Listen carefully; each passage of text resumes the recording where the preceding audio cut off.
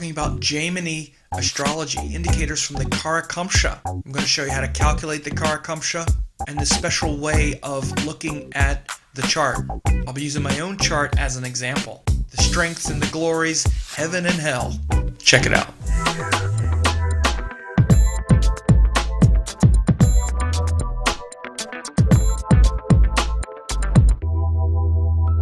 Okay, so I'm doing another video on Jaimini astrology, and in this video I'm going to talk about one of the more interesting and in fact noteworthy parts of Jaimini astrology, and it has to do with the effects from the Karakamsa that make up a large portion of the first chapter and much of the second chapter.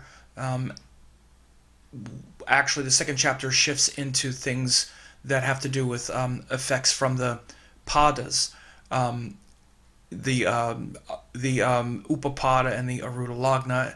But this section of Jaimini astrology is very fascinating and interesting, and I'm going to show you how to calculate those things and then give you an overview of how to apply these aphorisms and statements to your chart, and just give you the awareness that each person's chart will have maybe 10 to 15, 20 of these aphorisms applicable to them, and it really refers to these deep latent tendencies and skills and abilities and fears and worries and stresses in when they're in detriment.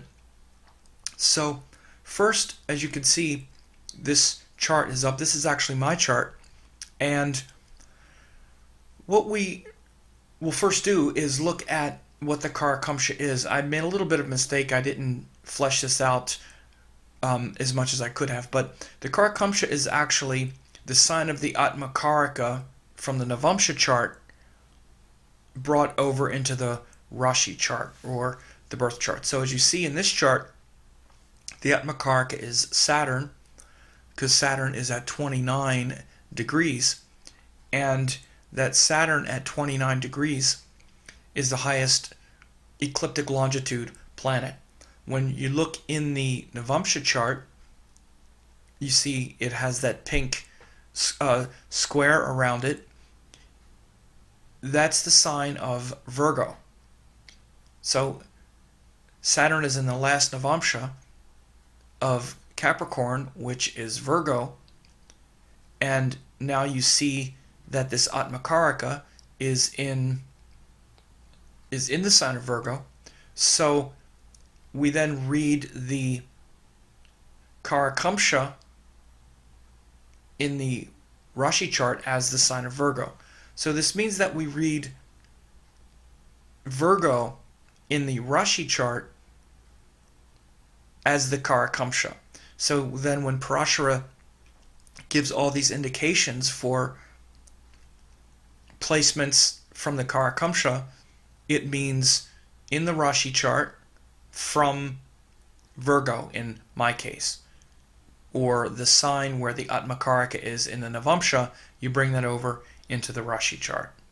Now there's a little bit of controversy around whether we're supposed to actually use the Atmakaraka in the Navamsha or in the Rashi chart.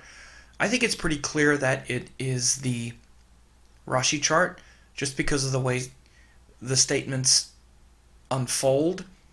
I'm not going to get too much into it here, but just to say very simply, for those of you who are a little bit more advanced and aren't going to be confused by this, but to me it doesn't make a lot of sense that when they just talk about planets in the Karakamsa, they would it doesn't make sense, because if they were going to say the planets in the Karakamsa, then why wouldn't they just say if the Atmakaraka is blah blah?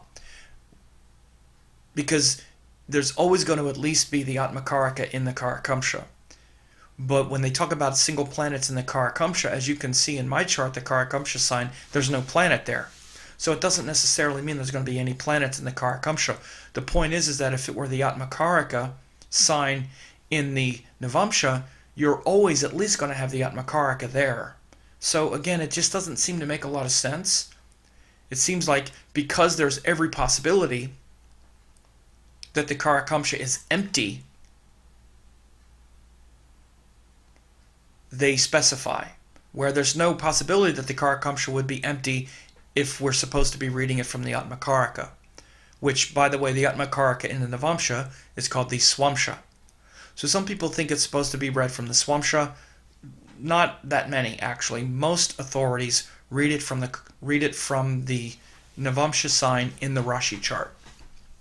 So with that in mind, let's take a look at some of the ones that are relative to my chart. So I just pulled out a few. These are in the Karakamsa chapter.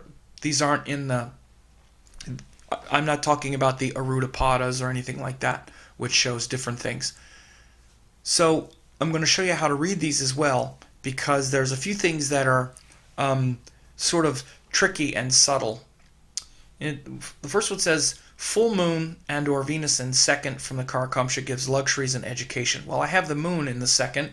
It's not the full moon. However, it's just the moon in the second. It says luxuries and education, and it also implies Venus. The fact that the moon is there in the second and it's in Venus's sign, this one might be a little loose, as is the second one, which says Venus in the second from Karakamsa gives political position, passionate, virile person, lives to be 100 years. Not as exact, because Venus is definitely not in the second from the Karakamsa, but it rules the second. And again, maybe not the most, maybe not the best application. That one's sort of pushing it a little bit, but certainly with the moon in the second in Venus's sign, you could give license to these two statements here. Now, you'll see how they're not as strong as the ones that we get into here in the bottom, but this is also how you could maybe draw some sideways inferences. And Parashara himself, or at least in the translations that I have and in the directions that I've seen, it's specified to be somewhat liberal with these aphorisms and look for these kinds of nuances. But the other thing that you notice is that the ones that are drawn with a little more nuance are not as strong and powerful as the ones that are exact dead nuts on. And we can get into some of those now. Mercury conjoining or aspecting the 10th from the Karakamsa shows results like Saturn, which is from an earlier statement. And so then we go back and read the Saturn statement, and it says Saturn in second from Karakamsa gives success in any activity and fame. So then we go back and say this basically means Mercury conjoining aspecting the 10th from the Karakamsa gives success in any activity and fame. We have Mercury in the 10th house. It's also ruling the 10th house and very powerful in its dignity. So this definitely fulfills that, and you can see that it is really quite true. Give success in any activity and fame. Been pretty successful in most things that I've done, and actually even successful, and these aren't necessarily even in work-related things, but just any things that I've wanted to figure out or things that I want to do, I can do them usually. Fame, well, I'm pretty well known, right? And even in other things that I've done before, I was reasonably well known. But then it goes further. Benefic influence other than Buddha, because as you see in the previous sutra, 1 to 39, he talked about Mercury.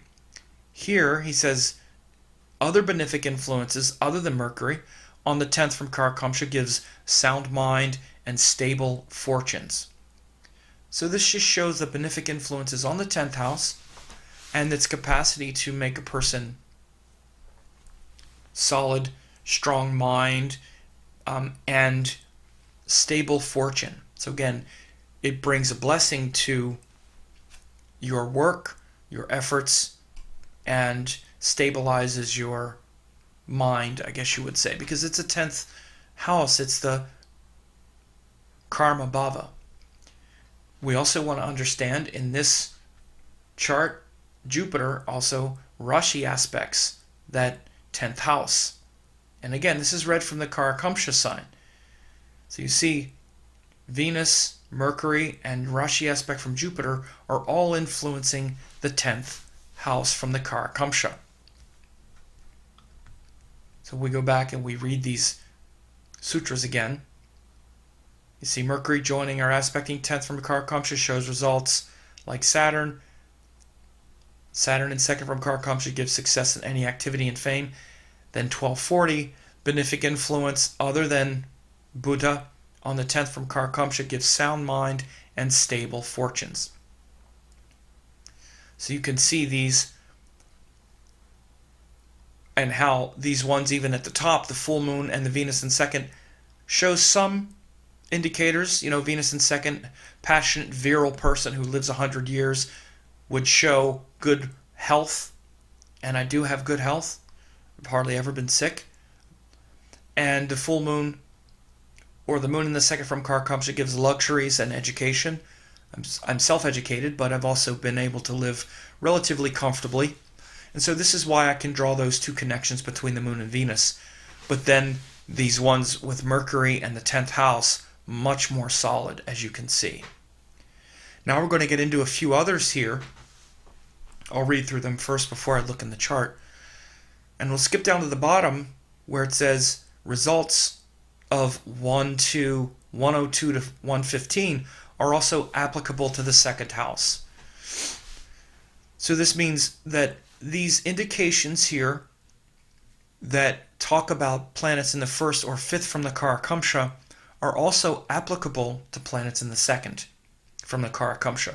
And this is where you really see this powerful moon that I have in the 2nd house. Whether it's powerful or not, it's in the 2nd from the Karakamsa. You're going to see all these indicators of a lot of skills that I have and a lot of innate tendencies. So first it says, Moon and Jupiter in Karakamsa or 5th from it gives an author. Then that means they may be together or separate. So it's basically Moon and Jupiter or Moon or Jupiter in the Karakamsa, which is in the actual Karakamsa sign, or the 5th from it.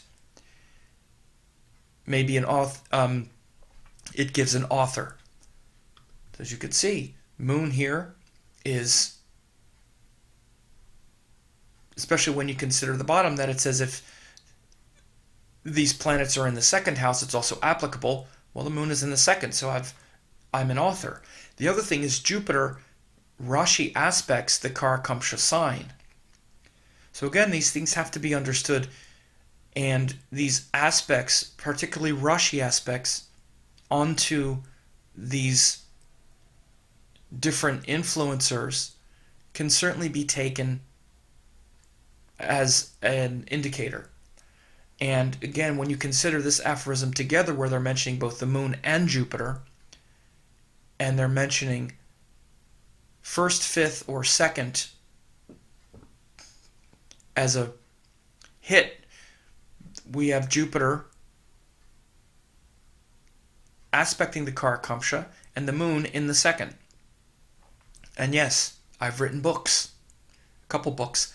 The other thing, and how it relates to the Parashara type of astrology, is the moon is actually in the 5th house from the Parashara Lagna. You wouldn't consider that if it wasn't also fulfilling the condition of being 2nd from the Karakamsa, but you can see this as also reaffirming the integrity here.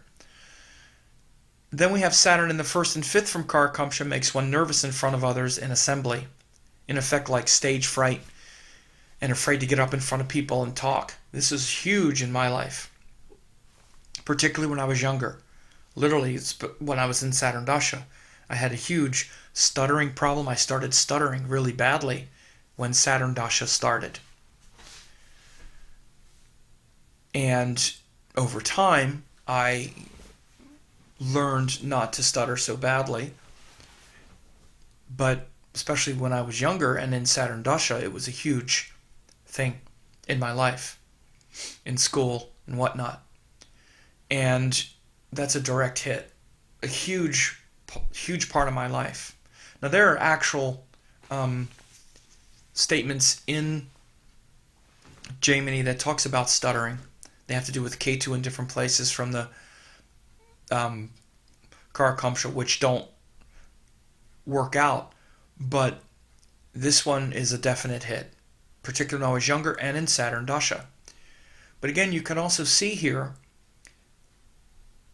that because Saturn is the 8th and 9th house ruler, I overcome that and it becomes a great source of wisdom and intelligence and depth. All those things are considered. And this is how these ideas dovetail in with the Parashara type of astrology.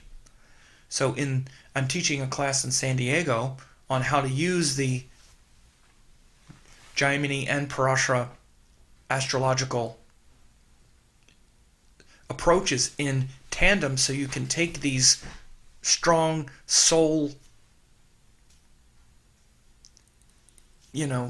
statements in Jaimini astrology and use them in the Parashara type of astrology. So these are really kind of like soul indicators. Because we're reading it from this Karakamsa is the Atmakaraka sign in the from the Navamsha to the Rashi. So these are deep, like soul tendencies. Now we'll see this last one, another big one.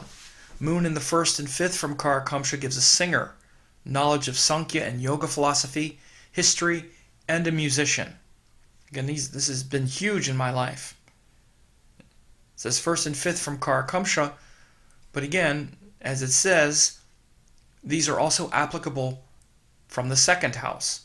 And for me, the moon is in the 2nd house. Not just a musician, but a singer. Absolutely. Even, when I played in bands, always singer. When I was in elementary school, me and some of my buds started a singing group. I was in 3rd grade. And we would sing. It was like 4 of us, and we would sing songs, like songs that were on the radio. We were popular. We were famous for it, even going back to the success in any activity and fame. That's before I started stuttering, though. That's when I was still in Jupiter Dasha. But anyway, but then it also says, look, gives knowledge of Sankhya and yoga philosophy. Well, I wrote this book on Sankhya and yoga philosophy, yoga and Vedic astrology. The whole first part of the book is on Sankhya and yoga philosophy. The whole thing. The whole first part is on Sankhya philosophy and yoga. And so this whole thing, the huge part of my life, and here it is. I was looking for the text. Sankhya and Vedic frameworks. Where is it? There it is. Sankhya philosophy, Vedic frameworks. This is the first part of the book before I really even get into all of the wacky, wonderful astrology. I first break out Sankhya philosophy, right? So we got the whole thing going on here. Anyway, history. It's not just that I write books. That I write books about yoga philosophy, Sankhya philosophy. I was a musician, not just a musician, but a singer. But not only that, I also have a love of the history. Well, I mean, look what I'm talking about here. Jaimini's Upadesha Sutras and learning the history of like the Babylonians and the Mesopotamians and the Indians and the Egyptians and the ancient texts. Not just the philosophy, studying it like from a book, but going back and looking at the source texts myself.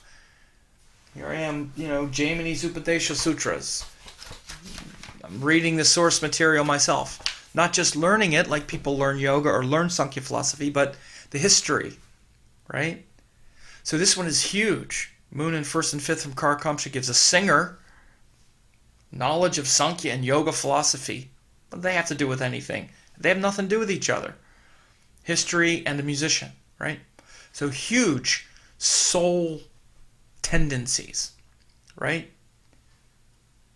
Very, very unique and specific to me. You wouldn't see other people, stuttering in front of an assembly. What?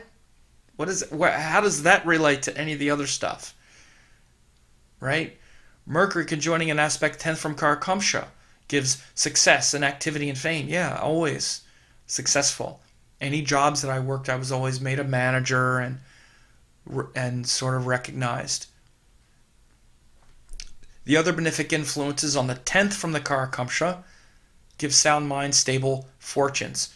Never been rich. I didn't come from money at all, but I always at least had enough to be comfortable, sound mind, I hope, been able to think my way through some difficult things. Stable fortunes, yeah, they've been stable. So again, you can see these things being read from the Karakamsa. And as you can see in these numbers, here at the bottom, this is chapter 1, the second part, and verse 116. So again, out of all of these, out of like 116 different sentences, there's like about 8 or 10 of them that apply to me. And there's also very interesting things that talk about whether you're going to go to hell, whether you're going to be liberated. So there's one that says, Ketu in the 12th from the Karakamsa sign, or the 4th from the Karakamsa sign, leads to liberation. But there's also one that says Malefic in the 12th from the Karakamsa, and you're going to hell. So I got Mars there, so I'm not surprised. I'm sure I'll spend a little time in hell. Maybe one quick little singe, burn, little fire on my naked rump on my way to emancipation. I'll pass close to the fires of hell on my way to emancipation. I'll try to clean it up before then, now that I'm in my Venus Dasha. But it's very interesting and fascinating to weave together these indicators from the Karakamsa with the Parashara type of astrology. And then there's also indicators from what's called the Aruda Lagna and the Upapada, which shows soul qualities of your spouse, and also other skills and tendencies and ways that you go about your life with the placements from the Aruda Lagna. So this Jaimini approach is very unique and interesting. I'm really looking forward to teaching it in San Diego, December 8th through the 10th. There's still time to register. And I usually don't open these kind of classes up to the general public at all. It's usually just for my advanced students, but I'm opening up to the general public. There's still some slots left as I record this on November 14th. And there's still good. It's very easy to make the arrangements. It's San Diego, which is a beautiful city. It's down by the marina on the water. Still not expensive to fly. Even from New York, I think was a little over $300. Obviously, places closer, it's a lot less. So you come spend time with me and learn this amazing system of astrology.